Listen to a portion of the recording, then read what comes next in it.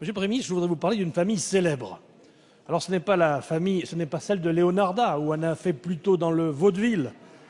C'est de la famille Mera dont je vais vous parler, et là on est dans le crime, on est dans le terrorisme, mais on est aussi, hélas, dans le n'importe quoi. En effet, il y a de quoi faire.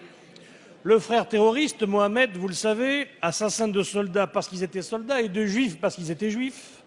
L'autre frère, Abdelkader, détenu pour complicité avec le premier.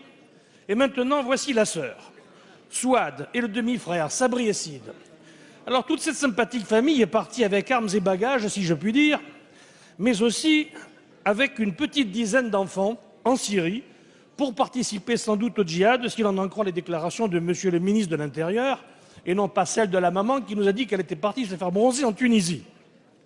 Il semblerait qu'en l'état de notre droit, cela soit plus ou moins permis, autorisé, toléré, enfin on verra plus tard. Mais ce qui est extravagant, c'est que cette dizaine de personnes ait financé leur voyage avec les allocations familiales, l'aide personnalisée au logement et même l'allocation pour parents isolés. On écoute la question, s'il vous plaît. La France est un pays merveilleux, n'est-ce pas, où des allocations et aides sociales de toute nature permettent ainsi d'aller faire la guéguerre en Syrie ou ailleurs. Monsieur Denaja, s'il vous plaît. Vous savez, vos électeurs vous demanderont des comptes demain, alors soyez prudents. 71.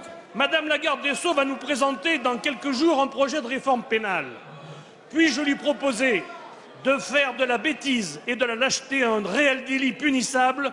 On pourra aussi ainsi en faire usage à l'égard des agents publics ou privés, ainsi que de leurs supérieurs hiérarchiques qui, dans la région de Toulouse, continuent à verser notre argent public de nous contribuables sans aucun discernement à des terroristes en puissance.